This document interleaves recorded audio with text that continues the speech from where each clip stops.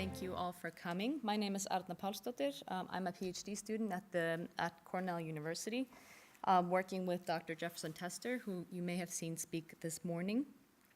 Here in Iceland, I have worked with two collaborators, HS Orka HF, specifically working with Albert Albertsson, who's also over there, and Kristín Vala, and I think I saw her. Yep, she's over there in the back. And at the Innovation Center in Iceland, our other collaborator, I've mostly been working with Þorsteinn Sigfússon.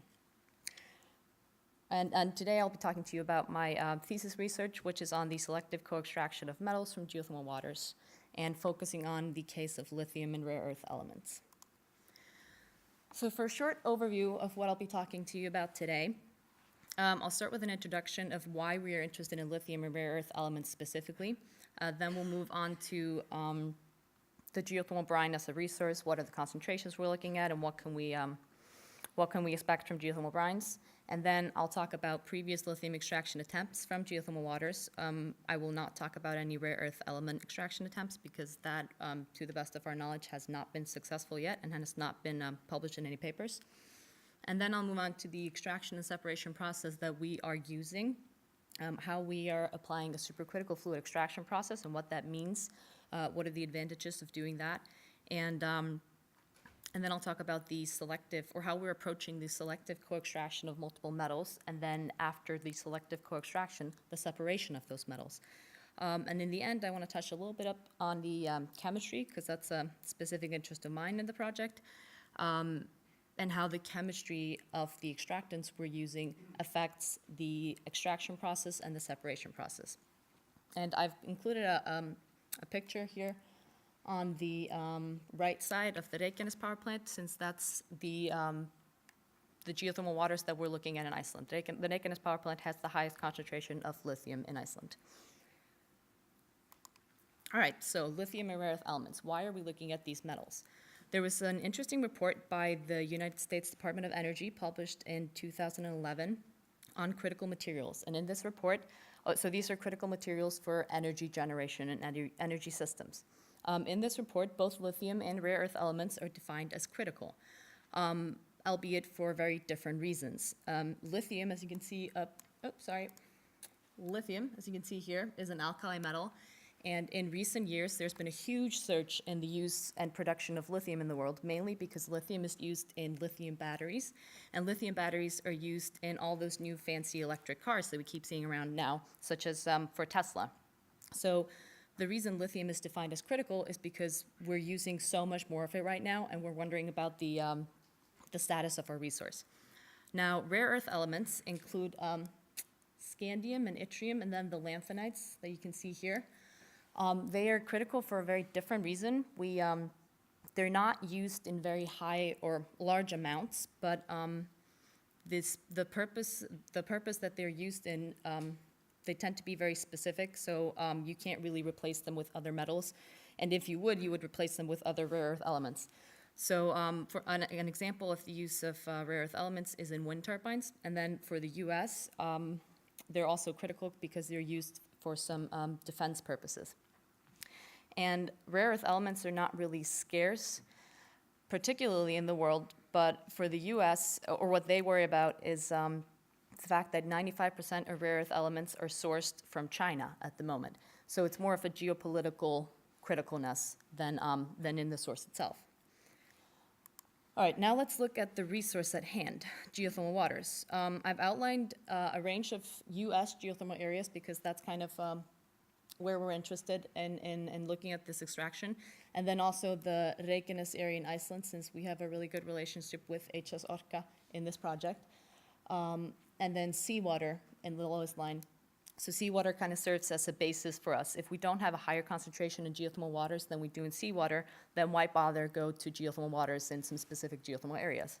So if we look at the middle column here, lithium, this is the lithium concentration in these waters in either separated liquids or in just the geothermal waters coming out of the wells in parts per million. And you can see what strikes me the most when I look at this is the huge range. We're going all the way from 0.1 in Yellowstone, which is basically the same as seawater, up to 130 in the Salton Sea and 250 in Fenton Hill. So there's a huge range there, and the methods that we want to develop need to be adaptable to this range. Now, if you look at the rare earth elements, so this is the cumulative concentration of all of the rare earth elements, and you saw that there was a range of elements there in parts per million again. And again, we have quite a range. We go in the Reykjanes area, the concentration is just on par with seawater, and then we go up to 0.1 ppm in Yellowstone. But what's most striking is that there's really not a lot of data in this table. So what we'd really like to see is more research done and measurements done for rare earth elements in geothermal waters. Another thing I'd like to point out here is that we are definitely not planning to try to extract from 0.1 ppm brines. We have in my group, and this is kind of out of the area that I'm looking at, but I'll talk about this a little bit. We are looking at EGS areas, so enhanced or engineered geothermal systems. And you can see that this is an enhanced geothermal system. So in this system, we have quite high concentrations. Depending on the wells we're drilling, we get different concentrations, but quite high, up to 250, which is the highest number in this table. And these enhanced geothermal systems give us access to rocks that have previously not been in contact with water. And we see that there is definitely a resource, for example, of lithium down there that we are getting into that we previously haven't gotten into in these EGS systems. And just by pumping down water, we're getting a 250 ppm here, and I'd love to see the numbers here, but we don't have them. And what we can also do is pump down liquids that enhance the concentrations that we're getting. So we can use brines or acids and bases. So this is kind of the baseline that we're working with, but we are also looking at enhancement of the concentrations in geothermal waters.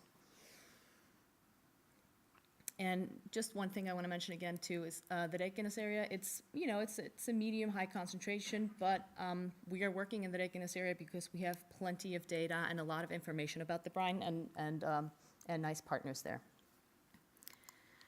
All right. Now here's a slide on a few lithium extraction attempts that have been done in geothermal waters in the past. Most notably, I want to point out Simple Materials, which is a company that works in the Salton Sea in California. And they use an adsorption process with gibbsite, so the lithium is absorbed onto the gibbsite. And so it's an extraction onto a solid surface. Simple Materials operates, I think, currently a pilot scale plant by one power plant in the Salton Sea. And I think they're working on funding for a demonstration scale plant. Other research in the area has been on precipitation. There's electrodialysis research that has been performed in New Zealand, and then ion exchange resins. Now, when we started looking into the area, we started looking at the brines, and the brines that have high concentrations of lithium or elevated concentrations tend to also have elevated concentrations of other elements. So these are the brines that have high numbers of total dissolved solids, and the brines where we get situations like this, where we get scaling in pipes. So, and the materials that we are mostly worried about are silica and calcium. So for the adsorption process, the precipitation, and the ion exchange resin, in all of those cases, we have some sort of a solid surface that we are precipitating or extracting onto. And if we have scale, the scale will coat the surface and deactivate our extraction process. And in the case of the electrodialysis, in the studies that I've seen from New Zealand, calcium sulfate tends to collect at the membrane and deactivate or block the process also. Now, the reason we need to worry about scaling, like I said, is we have a lot of dissolved materials, but also all of these methods rely on the fact that we will lower the temperature and the pressure in the brine, and when we lower the temperature and pressure in the brine, we induce scaling. We induce precipitation. So what we wanted to do after looking at these methods, which was try to find a method that's less susceptible to scaling, and that moved us towards extractions across fluid interfaces instead of onto solid surfaces. And the fact that we want to be able to operate at high pressures and high temperatures leads us to supercritical fluid extraction over a normal traditional liquid-liquid extraction process. And then, of course, we want to be able to extract more than one material at the same time. All right, I'm guessing most of you know what supercritical fluids are, but just a little refresher. Supercritical fluids are fluids that have exceeded the critical point, both in temperature and pressure. So in the supercritical region, we have a fluid that has some of the characteristics of liquids and some of the characteristics of gases. And that is something we are using in our extraction process, added to the fact that we're using the high operating temperatures and pressures. Now, if we take a supercritical fluid and compare it to its liquid counterpart, we have increased mass transfer and increased diffusivity, and that helps us a lot in the extraction process, since that means that we can do the extraction with smaller volumes. So that keeps our capital costs down. And the last thing that I want to mention about supercritical fluids is the fact, and that's the most important fact for us, is that in this supercritical region here, we have a tunability of characteristics. And most importantly for us, we can tune the solubility of organic molecules in the fluid. So the solubility of organic molecules in supercritical fluids is directly related to the density of the fluid, and the density is directly related to the pressure. So by changing the pressure in our supercritical fluid, we can control the solubility of organic molecules in the supercritical fluid. And I'll come back to this on the next slide. I also want to mention that supercritical fluid extraction is not something that we're just coming up with right now. The innovation is more on the separation side and the chemistry side. Supercritical fluid extraction is applied on a commercial scale for both the decaffeination of coffee beans, so that's the extraction of an organic molecule over to the supercritical phase, and then in uranium extraction. So that's an extraction process from wastewater where you have radioactive wastewater and you extract uranium, so a metal, over to the supercritical organic phase. All right, so this is our extraction and separation process. If we just start furthest to the left here, this is our extraction process. We have brine coming out of a separator in a geothermal power plant. We put it into an extraction column. We sparge supercritical CO2 that has a lithium extractant and a rare earth element extractant dissolved in it. We sparge it through this extraction column. In the extraction column, we have two chemical reactions. There's a reaction of the lithium extractant with lithium to forming a lithium complex, and then an extraction with the rare earth extractant and the rare earths in the brine, and they form a rare earth element complex.